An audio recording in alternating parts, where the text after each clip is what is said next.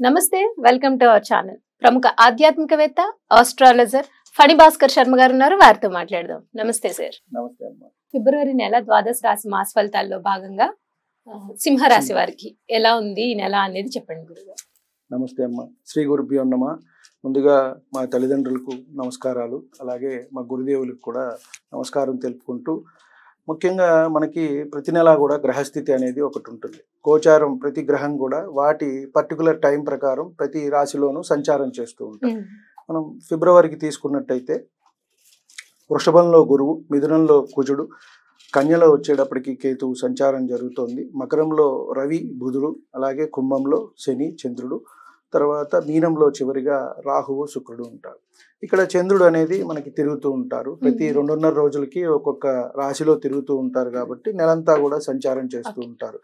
మిగతా గ్రహాలన్నిటికీ 30 రోజులు, 45 రోజులు అలా వాటి పర్టికులర్గా ఉన్నాయి. సో ఈ గ్రహస్థితిని మనం ప్రామాణికంగా తీసుకుని, ముఖ్యంగా సింహరాశి వారికి వచ్చేటప్పటికి మనకి ఇక్కడ మఖ 4 పాదాలు, అలాగే పుబ్బ 4 పాదాలు, ఉత్తర 1వ పాదం వస్తాయి. మనకి ప్రతి రాశిలో కూడా 9 పాదాల కింద విభజించబడ్డాయి. మొత్తం మనకి 27 నక్షత్రాలు, ఒక్కొక్క దానికి 4 పాదాలు, 108 పాదాలు కూడా ఈ 12 రాశుల్లోనే మనకి ఇమిడి ఉన్నాయి. వీరికి కొంత మిశ్రమ ఫలితాలే సూచిస్తున్నాయండి. వీరికి ఇక్కడ చూసుకున్నట్టయితే కాస్త గురుబలము ఈ నెల నుంచి ఉన్నా కూడా ఈ 2 నెలలు కొంచెం మిశ్రమంగానే ఉంటుంది.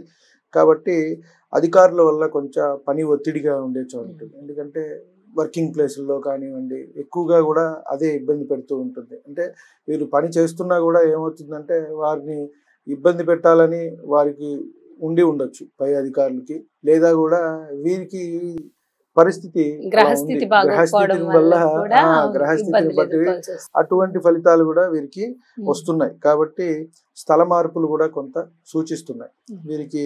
అంటే ఉద్యోగ స్థానంలో డిపార్ట్మెంట్ ఏదైనా చేంజ్ అవ్వచ్చు, లేదా డివిజన్ ఏమైనా చేంజ్ అవ్వచ్చు, లేదా వేరే ఊరు కూడా వీరికి అదే చేసే దాంట్లోనే వేరేది ఏదైనా మార్పు వచ్చే అవకాశం కూడా మనకి కనబడుతోంది. అలాగే భార్యాభర్తల మధ్య కూడా కొంత అభిప్రాయ భేదాలు ఉన్నాయి. కాస్త వాటిని సర్దుకోవాల్సిందిగా వీరికి చెప్పడం జరుగుతుంది. అలాగే ఎవరిని కూడా వారి మధ్యలోకి రాకుండా ఉండటం అనేది ఉత్తమం. ఎప్పుడైనా సరే మనకిద్దరికి గొడవ ఉన్నప్పుడు ఇద్దరే మాట్లాడుకోవాలి. ముఖ్యంగా భార్యాభర్త సమస్య అటువంటిది. ఎందుకంటే వారి తల్లిదండ్రులు, వీరి తల్లిదండ్రులు, అక్క చెల్లెళ్ళు వచ్చి దాన్ని కొంచెం పలచం చేసి ఎవరో ఒకరు ఎవరెప్పుడు దూరదామా అని చూస్తూ ఉంటారు. కాబట్టి మనం తావివ్వకుండా ఉండటం అనేది మంచిది. అది ఈ రాశి వారికే కాదు, ఎవరికైనా జనరల్ గా చెప్పే మనం సూచన. కాబట్టి ఇట్లా ఎవరి సలహాలు కూడా పెద్దగా ఎంకరేజ్ చేయటం, కొత్త వారిని నమ్మటం, ఇలాంటివి తీసుకున్నట్టయితే మోసపోయే అవకాశం ఉంది వీరికి. అంటే డబ్బులు పెట్టే కొన్ని ఏవోటి దాంట్లో పెట్టండి, దీంట్లో పెట్టండి, ఏదైనా పాలసీలు తీసుకోండి అని ఇట్లా కొత్త స్కీములు అని చెప్పని వస్తూ ఉంటారు. కాబట్టి కొత్త వారితో కొంత జాగ్రత్తగా ఉండమని చెప్పదగ్గ సూచన. కాస్త కుటుంబంలో వారికి కూడా అనారోగ్య సూచన సూచిస్తోంది. అంటే వారి పిల్లలకు కానివ్వండి, భర్తకు కానివ్వండి, భర్త ఉన్నట్టయితే భార్య, సంతానం, ఇట్లా ఎవరో ఒకరికి కొంత అనారోగ్య సూచన అయితే కనుక సూచిస్తోంది. ఇంట్లో వారితో ఎక్కువ సమయం గడపటం అనేది మంచిది. ఎందుకంటే కాస్త బయట ఎలాగో ప్రశాంతత ఉండదు కాబట్టి కాస్త ఇంట్లో వారితో టైం స్పెండ్ చేయటము. కొంతమంది ఉంటారు అక్కడ ఉద్యోగంలో ఉన్న ఆ టెన్షన్ కానివ్వండి, ఆ కోపాన్ని కానివ్వండి, అది ఇంటికి క్యారీ ఫార్వర్డ్ చేస్తారు, తీసుకొచ్చి ఇంట్లో వాళ్ళని అరుస్తూ ఉంటారు. అంటే భార్య అయితే భార్య, భర్త అయితే భర్త. దానికి భార్య ఇద్దరు జాబ్ చేస్తున్నారు అనుకోండి, వచ్చేసి వీళ్ళని కొట్టడం, అరవటం చేస్తూ ఉంటారు. దానివల్ల ఏమవుతుందంటే మీరు డిస్టర్బ్ అవుతారు, ఇంట్లో వాళ్ళు కూడా డిస్టర్బ్ అవుతారు. కాబట్టి అది అక్కడికే వదిలేసేసి దాన్ని ఇంట్లో వచ్చి చక్కగా మీ పిల్లలు, భార్య, భర్త అందరూ కూడా చక్కగా టైం స్పెండ్ చేసినట్టయితే కొంత మీకు మంచిది అని చెప్పని మనం చెప్పవచ్చు. అలాగే కొత్త పరిచయాలు అవుతున్నాయి. అంటే మనం ఇందాక అనుకున్నాం ట్రాన్స్ఫర్స్ అవుతాయి, ఇలా చేంజ్ అవుతారు. సో వాళ్ళ వల్ల ఇబ్బంది ఏమి ఉండదు. ఆ పరిచయాలను కూడా మనం పెంచుకున్నట్టయితే మనకు కొంత ఫ్రీగా ఉంటుంది. ఆలోచన అనేది వాళ్ళతో మాట్లాడినప్పుడు ఆ విధానం, మనం ఒక్కొక్క మనిషి ఒక్కొక్క ఆలోచన విధానంతో ఉంటాం కాబట్టి వారితో మాట్లాడినప్పుడు కొన్ని కొత్త విషయాలు తెలుస్తూ ఉంటాయి. కాబట్టి ఇది వీరికి ఒకంత మంచిదే. అలాగే పిల్లల విషయాలు కూడా వీరికి బాగుందనే చెప్పచ్చు. ఆనందము, సంతోషము ఉన్నవారితో, లేని వారికి కూడా సంతానం కలిగే అవకాశం ఉంది. కాబట్టి వీరికి ఇబ్బంది లేదు అని మనం చెప్పవచ్చు. అంటే లేని వారు ఏంటంటే ఇక్కడ కూడా మనం ఒక రాశికి చెప్పుకున్నాము, ఇలాగే డాక్టర్ సలహా తీసుకోవాల్సిన అవసరం అయితే ఉంది. సంతాన సమస్యలు ఉన్నవారు తీసుకుని తదనుగుణంగా మనం, ఎందుకంటే సంతాన విషయం ఎప్పుడైనా మాట్లాడాలి అంటే భార్యాభర్త ఇరువురి జాతకాలు చూడాలమ్మా, మనం పరీక్ష చేయాలి. అలాగే ఇద్దరిని కూడా డాక్టర్స్ టెస్ట్ చేస్తారు. ఎందుకంటే ఒకరికి దోషం ఉండొచ్చు, ఒకరికి ఉండకపోవచ్చు, ఒక్కొక్కసారి ఇద్దరికీ ఉంటుంది. కాబట్టి అప్పుడు ప్రత్యామ్నాయం అనేది వారు చెప్తారు. ఇప్పుడు మనం కూడా చూస్తూ ఉంటాం, నిన్న ఒక చార్ట్ వచ్చి ఇద్దరికి కొంచెం ఇబ్బంది ఉంది, మరి అప్పుడు చూపించుకున్నారో లేదో తెలియదు. కాకపోతే ఏమవుతుందంటే మనం ఇద్దరు ఇలా ఉందమ్మా, మీరు డాక్టర్ని ఒకసారి సంప్రదించండి అన్న. అట్లాగే వీరు కూడా వెళ్ళినట్టయితే ఈ రాశి వారికి కూడా మంచి జరుగుతుంది. అలాగే వీరికి గృహయోగం సూచిస్తోంది. అలాగే వాహనం ఏదైనా ఉంటే గనక కొత్తది కొనుక్కుంటారు.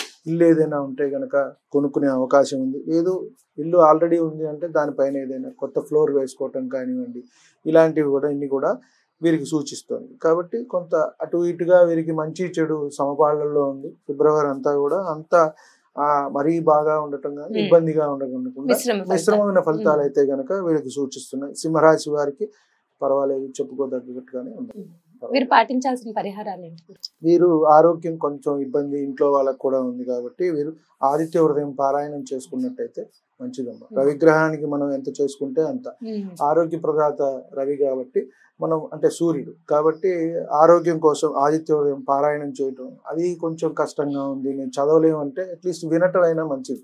ఇవాళ సమయాభావం వల్ల అందరూ మాకు చదువులేమండి అంటున్నారు, కొంతమంది తెలుగు కూడా చదవలేమండి అంటున్నారు. మనం పరిహారం చెప్పినప్పుడు అది మీరే పంపిస్తారా యూట్యూబ్లో చూసి లేదా వాట్సాప్లో చూసాను. కాబట్టి యూట్యూబ్లో అన్నీ ఉంటాయి కాబట్టి చక్కగా విన్నా కూడా వారికి మంచి జరుగుతుంది. చదివే వారు ఉంటే కనుక శుభ్రంగా చదువుకోవటం అనేది చెప్పదగ్గ సూచన. ఏ దేవీ దేవత ఆరాధన చేయాలండి? వీరు చూసుకున్నట్టయితే రవి ఆరాధన చేసుకోవటం అనేది మంచిది. ముఖ్యంగా గోధుమలు దానం ఇచ్చుకున్నట్టయితే మనకి కొంత ఆరోగ్యపరంగా ఇబ్బందులు అనేవి ఉండకుండా ఉంటాయి. వీళ్ళకి అదృష్ట సంఖ్య వీరికి 1 అమ్మ. సింహరాశి వారు రవి గ్రహం కాబట్టి వీరికి 1. వీరు ఆ తారీఖు కానీ ఆ నెంబరు ఆ సమయానికి కానీ ఏదైనా పనులు చేసుకున్నట్టయితే మంచి జరుగుతుంది. కలిసి వచ్చే రంగం వీరికి కెంపు రంగు. కెంపు రంగు వస్త్రాన్ని ధరించడం వీళ్ళ దగ్గర పెట్టుకోవడం కానీ, అలాగే రత్నం కూడా మాణిక్యము. కెంపు ఒకవేళ దొరకపోతే కొన్ని ప్లేసుల్లో దానికి సబ్స్టిట్యూట్ గా మనం మాణిక్యం కూడా చెప్తాం, అదైనా పెట్టుకోవచ్చు. కెంపు రత్నం పెట్టుకున్నా పెద్ద ఇబ్బంది, పెద్దగా ఇది కాస్ట్లీ కూడా ఉండదు, మనకి 5-6 వేల్లో వస్తుంది కాబట్టి అది కూడా ధరించవచ్చు. కెంపు వీరు ధరించవచ్చు, రాశ్యాధిపతి కాబట్టి పెట్టుకున్నట్టయితే అన్నిట్లో కూడా విజయంగా ఉంటుంది, ముందుకెళ్లేందుకు ధైర్యం వస్తుంది. ఏంటంటే మీరంతా రవికి మనం ఏంటంటే అది సింహరాశి కాబట్టి అగ్రెసివ్ గా ముందుకెళ్తారు, లీడ్ చేస్తారు కాబట్టి అటువంటి లక్షణాలన్నీ ఉంటాయి కాబట్టి ఆ పరంగా వీరికి మంచి జరుగుతుంది. ఆరోగ్య పరంగా కూడా ఇబ్బందులు లేకుండా ఉంటుంది. రైట్ అండి. ఫిబ్రవరి మాస ఫలితాల్లో భాగంగా సింహరాశి వారికి ఈ నెల ఎలా ఉంది, అలాగే వాళ్ళు దేవత ఆరాధన చేయాలి అనేది చాలా చక్కగా వివరించారు గురుగారు. ధన్యవాదాలు. నమస్కారం.